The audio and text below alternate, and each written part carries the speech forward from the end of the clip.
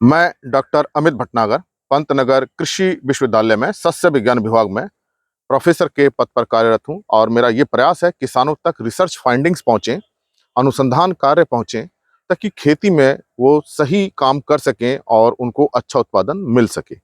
आज जो मैं बात करना चाहता हूं कि हम जो गर्मियों में फसल बोते हैं, फरवरी मार्च में जो फसल बोते हैं, उसमें जो फल फूल आते हैं वो मई के दिनों में आते हैं, जब तापमान बहुत ज़्यादा होता है, फसल बढ़वार ले रही होती है। लेकिन उत्तरी भारत क्षेत्रों में और दक्षिणी भारत के क्षेत्रों में इस समय तापमान बहुत ज़्यादा होता है और ऐसी स्थिति में इस हाई टेम्परेचर का इफेक्ट जो है इस फसल पे पड़ता है। आप देख रहे हैं कि हमने मक्का की फसल बो रखी है और अच्छी ग्रोथ हो रही है। और अच्छी ग्रोथ के लिए हमें कुछ मैनेजमेंट प्रैक्टिसेस अडॉप्ट करनी पड़ती हैं। सिंचाई हम देते ही हैं, पूरा हम खाद उर्वरक देते हैं, खरपतवार प्रबंधन पर भी हम पूरा ध्यान देते हैं। लेकिन जो ये ज़्यादा तापमान होता है और जो सूरज की रोशनी की इंटेंसिटी बहुत तेज रोशनी होती है, पानी की भी कमी रहती है, बारिश होती नहीं, भूमि में पानी बहुत जल्दी कम हो जाता है, तो इसका सारा असर फसल पे पड़ने लगता है। तो इस जो प्रभाव को, ये बहुत तेज जो गर्मी हो रही है, जो सोलर रेडिएशन बहुत हाई हो रहा है, इसका प्रभाव जो है फसल पे हम कुछ कंपाउंड्स ऐसे होते हैं उसके माध्यम से हम कम कर सकते हैं। पहले मैं एक वीडियो बना चुका हूं कि हम पोटेशियम का स्प्रे करके इस प्रभाव को कम कर सकते हैं। पोटेशियम एक अच्छी खाद है, एक अच्छा एलिमेंट है जो आवश्यक पोषक तत्व है। इसको हम शुरू में खाद के माध्यम से देते हैं और इसका स्प्रे भी हम कर सकते हैं। इस पे आप वीडियो देख सकते हैं। इसके अलावा पोटेशियम के अलावा एक बहुत अच्छा कंपाउंड है जो इसके प्रभाव को, गर्मी के प्रभाव को कम करता है, वो है salicylic acid. Salicylic acid plants के लिए बहुत हेल्पफुल है। इसको अगर हम सही ढंग से प्रयोग करें तो ये जो हाई टेम्परेचर हो रहा है, हाई सोलर रेडिएशन हो रहा है, इसके प्रभाव को हम कम कर सकते हैं। लेकिन सैलिसिलिक एसिड के साथ एक बात का हमें ध्यान रखना है कि इसकी मात्रा ज्यादा ना हो पाए। अगर थोड़ी सी मात्रा हमने ज्यादा कर दी स्प्रे में तो फसल पर इसका उल्टा प्रभाव हो जाता है, फसल बैठ जाती है, उसकी ग्रोथ नहीं हो पाती। आज मैं यही पूरा डिस्कशन करूंगा कि सैलिसिलिक एसिड कैसे इस प्रभाव को कम करता है और हमें कितना इसका स्प्रे करना चाहिए, कितनी मात्रा का और कितनी बार करना चाहिए। इसलिए आप इस वीडियो को पूरा देखें, निश्चित रूप से आपको अपनी फसल में इसका अच्छा प्रभाव देखने को मिलेगा। जैसे मैंने आपको बताया, सैलिसिलिक एसिड एक तरह का ग्रोथ रेगुलेटर है जो ग्रोथ को रेगुलेट करता है, फसल की बढ़वार को नियंत्रित करता है और जो एडवर्स इफेक्ट होते हैं, बुरे प्रभाव होते हैं, उसको कम करता है। और इसका एक बहुत अच्छा काम है गर्मी के दिनों में, जब तापमान बहुत ज्यादा हो रहा है, गर्मी बहुत ज्यादा हो रही है, मृदा में नमी की कमी हो रही है, हमारे पौधे बढ़ नहीं पा रहे हैं, तो इसका हम स्प्रे करके इस बढ़वार को अच्छा हम कर सकते हैं और अच्छी उपज हम ले सकते हैं। पहले मैं आपको बताऊंगा सैलिसिलिक एसिड हमारी फसल को, हमारे पौधों को बचाता कैसे है।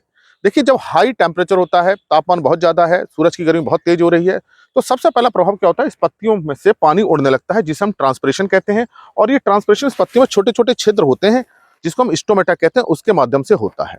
तो प्राकृतिक रूप से फसल क्या करती है, इन स्टोमेटा को बंद कर लेती है, पत्ती रोल कर लेती है, विल्ट कर लेती है, तो ये ट्रांसपिरेशन कम हो जाता है।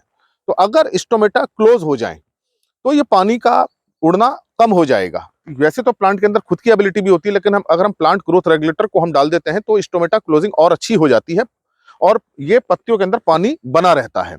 तो जब हम सैलिसिलिक एसिड डालते हैं तो सबसे पहले ये काम करता है कि इसको, जो स्टोमेटा है, पत्तियों के अंदर जो पानी उड़ता है उसको कम कर देगा, क्योंकि स्टोमेटा बंद हो जाते हैं। जब बंद हो जाएंगे तो पानी कम उड़ेगा और पौधों की अंदर जो इसने अपनी नमी ले रखी है, पूरे नमी इसके अंदर बनी रहेगी। तो ये इसका बहुत अच्छा काम है स्टोमेटा को बंद करने में। दूसरा क्या होता है कि जब हाई टेम्परेचर होता है, तापमान बहुत बढ़ने लगता है, तो पत्तियों के अंदर, फसल के अंदर इस तरह की कंपाउंड्स बनते हैं जो इसकी सेल को डैमेज करते हैं। उसको हम बोलते हैं रिएक्टिव ऑक्सीजन स्पीसीज, ROS। ये एक साइंटिफिक वर्ड है, रिएक्टिव ऑक्सीजन स्पीसीज। आप ये समझे कि ऑक्सीजन के ऐसे रूप बनने लगते हैं जो इसकी सेल को, इसकी पत्तियों को, इसके तनों को, इसके फल फूल को, सबको डैमेज करते हैं, पत्तियां सूखने लगती हैं। तो अगर प्लांट के अंदर ROS, रिएक्टिव ऑक्सीजन स्पीसीज ज्यादा बनेंगी तो इसकी पत्तियां जलने लगेंगी, वो सूखने लगेंगी, कोशिकाएं खत्म हो जाएंगी, तो इसके अंदर जो भुट्टा बन रहा है या जो दाने पड़ रहे हैं वो बहुत कम हो जाएंगे। तो सैलिसिलिक एसिड क्या करता है, इन रिएक्टिव ऑक्सीजन स्पीसीज को कम कर देता है। तो जब हम इसका स्प्रे करेंगे तो वो रिएक्टिव ऑक्सीजन स्पीसीज कम बनेंगी। जब कम बनेंगी तो उनका नेगेटिव इंपैक्ट जो हो रहा है, जो पूरा प्रभाव आ रहा है सेल के ऊपर, वो भी कम हो जाएगा।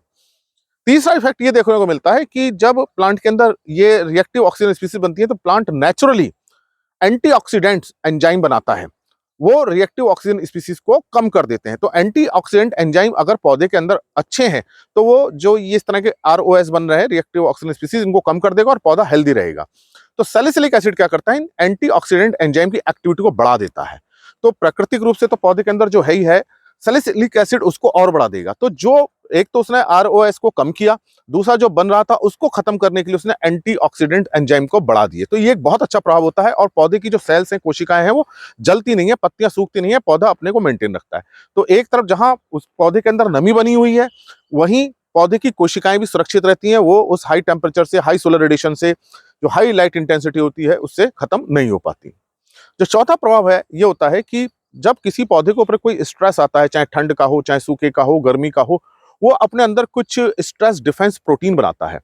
मतलब कि कोई स्ट्रेस है, उसको उसके डिफेंस में, उसको लड़ने के लिए अपने अंदर प्रोटीन्स बनाता है। तो जिस पौधे के अंदर ये प्रोटीन जितनी ज्यादा बनेंगे, स्ट्रेस डिफेंस प्रोटीन, वो पौधा स्ट्रेस में उतना ही सर्वाइव करेगा, चाहे ठंड हो, सूखा हो, गर्मी हो। तो सैलिसिलिक एसिड डालने से क्या होता है कि उसके अंदर स्ट्रेस डिफेंस प्रोटीन ज्यादा बनती हैं, तो पौधा ज्यादा टाइम तक सर्वाइव करता है। तो ये एक बहुत अच्छा रिजल्ट हुआ। तो जितनी अच्छी प्रोटीन्स बनेंगी स्ट्रेस डिफेंस, पौधा उतने लंबे तक समय तक सर्वाइव करेगा, उस स्ट्रेस को टॉलरेट कर जाएगा। तो जो हाई टेम्परेचर हो रहा है, सोलर रेडिएशन ज्यादा हो रहा है, नमी कम हो रही है, उसके अंदर भी पौधा अच्छी तरह से सर्वाइव कर जाएगा। तो जब हम सैलिसिलिक एसिड का स्प्रे करते हैं तो हमें सारे अच्छे प्रभाव देखने को मिलते हैं। जो अन्य प्रभाव यह है कि पौधे को ऊर्जा चाहिए होती है और ये ऊर्जा उसको एटीपी के माध्यम से मिलती है। अगर कोई स्ट्रेस और पौधे के अंदर ऊर्जा है, उसके अंदर एटीपी है, तो पौधा लंबे समय तक सर्वाइव करेगा, क्योंकि उसके अंदर एनर्जी ऊर्जा बनी हुई है। अब ये जो एटीपी सिंथेसिस होता है, पौधे के अंदर ही ये प्रक्रियाएं होती हैं, उससे बनता है। और स्ट्रेस में ये एटीपी सिंथेसिस, मतलब जो ऊर्जा बननी, कम हो जाती है। तो अगर किसी तरह से पौधे के अंदर ऊर्जा बनती रहे, एटीपी बनती रहे, तो पौधा सर्वाइव करेगा अच्छे समय तक। तो ये सैलिसिलिक एसिड कुछ ऐसी प्रोटीन्स भी बनाता है जिससे पौधे के अंदर एटीपी सिंथेसिस बढ़ जाता है, और एटीपी का होना बहुत जरूरी है, जो पौधे को ऊर्जा देता है। तो सैलिसिलिक एसिड से इस तरह की प्रोटीन्स बनती हैं जिससे एटीपी का प्रोडक्शन ज्यादा होता है। पौधे के अंदर जो है, पत्ती में, तने में एटीपी बनेगा और ऊर्जा इस पौधे के अंदर बनी रहेगी और वो इसके सर्वाइवल में काम आएगी। तो हमने देखा सैलिसिलिक एसिड से स्टोमेटा बंद हो रहे हैं, रिएक्टिव ऑक्सीजन स्पीसीज कम हो रही हैं, एंटीऑक्सीडेंट एंजाइम बढ़ रहे हैं, स्ट्रेस डिफेंस प्रोटीन्स बढ़ रही हैं, और एटीपी सिंथेसिस बढ़ रहा है, क्योंकि कुछ ऐसी विशेष प्रकार की प्रोटीन बनाने में सहायता करता है। तो अगर आपकी फसल में गर्मी का प्रभाव आ रहा है, सूखे का प्रभाव आ रहा है, तो आप सैलिसिलिक एसिड का स्प्रे कीजिए। लेकिन कितना करना है, ये बहुत महत्वपूर्ण है। सैलिसिलिक एसिड अगर जरा सी मात्रा ज्यादा हो गई तो ये पौधे पे विपरीत प्रभाव ला देता है, क्योंकि ये ग्रोथ रेगुलेटर है, मतलब अगर ज्यादा अमाउंट हुई तो पौधे की वृद्धि को रोक देगा। तो बहुत इंपॉर्टेंट है इसका कंसंट्रेशन। देखिए, 100 मिलीग्राम प्रति लीटर हम अगर इसका कंसंट्रेशन बनाते हैं तो ये पौधे के लिए लाभदायक होता है। 70 से 80 70 ग्राम मिलीग्राम पर लीटर, ये मिलीग्राम है, ग्राम नहीं है, ध्यान से देखिए, सुनिएगा इसको। 70 मिलीग्राम, 80 मिलीग्राम, 100 मिलीग्राम ठीक है इसका कंसंट्रेशन, इससे ऊपर आप मत जाइए। 100 मिलीग्राम प्रति लीटर आपको लेना है। ये मिलीग्राम की बात हो रही है, ग्राम की नहीं हो रही है। तो 100 मिलीग्राम आपको 1 लीटर में घोलना है। तो अब मिलीग्राम बहुत छोटा होता है, तो 10 लीटर में कितना हो गया? 10 लीटर में ये 1 मिलीग्राम हो गया, क्योंकि 100 मिलीग्राम में 0.1 ग्राम होगा। तो 0.1 ग्राम 1 लीटर में हो गया, तो 10 लीटर में कितना हो गया? 1 ग्राम हो गया, और 100 लीटर में 10 ग्राम हो गया। तो 100 लीटर पानी के लिए आपको 10 ग्राम सैलिसिलिक एसिड की जरूरत पड़ेगी। अब फसल में हम 500 लीटर अगर मान लीजिए पानी का प्रयोग कर रहे हैं, तो कितना हो गया? 50 ग्राम। तो 50 ग्राम सैलिसिलिक एसिड आपको 1 हेक्टर फसल के लिए पर्याप्त है। 500 लीटर पानी 1 हेक्टर फसल के लिए पर्याप्त हो जाता है। पानी की मात्रा आप 600 लीटर भी कर सकते हैं, ऐसी कोई समस्या नहीं है, लेकिन पत्तियों तक पूरा पहुंचना चाहिए। तो इसका मतलब कि हमको इसका स्प्रे 500-600 लीटर पानी में कर देना चाहिए, और 10 लीटर पानी में आपको कितना डालना है? 1 ग्राम आपको घोलना है। तो इसका कंसंट्रेशन आप ध्यान से रखिए। अच्छा, अब ये तो मैंने कंसंट्रेशन बताया, हमको कितने स्प्रे करने हैं। अगर हम 2 स्प्रे कर देते हैं 15 दिन के अंतर पे, तो हम इसके रिजल्ट्स अच्छे नजर आते हैं। तो 1 स्प्रे आप कर दीजिए, सुबह के समय कर दें तो बहुत अच्छा है। सुबह नहीं कर पा रहे हैं तो शाम को कर दीजिए, और उस समय हवा ना चल रही हो और बहुत तेज गर्मी ना हो, सूरज बहुत पूरा ना उगा हो, उस समय आप सुबह स्प्रे कर देंगे तो पौधा उसको अपने अंदर ले लेगा और दिन भर वो अपनी गर्मी से बचा रहेगा। और एक दूसरा स्प्रे आप 12 दिन बाद या 13 दिन बाद या 15 दिन बाद आप कर दीजिए, तो आपको और अच्छे रिजल्ट्स उसके मिलेंगे। तो आप 2 स्प्रे कर दें तो ये पर्याप्त हो जाता है। तो अगर आप अपनी फसल में सैलिसिलिक एसिड का प्रयोग कर रहे हैं, 2 स्प्रे कीजिए, और 1 स्प्रे में जो आपको मात्रा रखनी है, 1 लीटर पानी में 0.1 ग्राम, मतलब 10 लीटर पानी में 1 ग्राम। तो इसको ध्यान से सुन लीजिए, आपको 10 लीटर पानी में 1 ग्राम सैलिसिलिक एसिड मिलाकर के स्प्रे करना है, और आप 500 या 600 लीटर तक का आप 1 हेक्टर में स्प्रे कर सकते हैं। तो आप इससे अपनी फसल को, आप गर्मी से और जो सूरज की तेज गर्मी हो रही है उससे अपनी फसल को बचा सकते हैं और अच्छा उत्पादन ले सकते हैं। और इस ड्रॉट से बचने के लिए, सूखे से बचने के लिए ये स्प्रे बहुत लाभदायक होता है, और आप इसको फसल में प्रयोग करें तो आपको अच्छी उपज मिलेगी। आशा है मेरी ये बात आपकी समझ में आई होगी और आपको अच्छी लगी होगी। ये जो मैंने आपको बताया रिसर्च बेस्ड है, अनुसंधान जो कार्य हो चुके हैं उसके अनुसार है। तो आप इसको प्रयोग करें और अपनी फसल से अधिक उत्पादन लें। इसी तरह के लेक्चर्स देखने के लिए आप कृषि किसान प्लेलिस्ट को देखिए, जो मैंने खास तौर से किसान भाइयों के लिए बनाई है। और अगर चैनल सब्सक्राइब नहीं किया तो सब्सक्राइब कीजिए।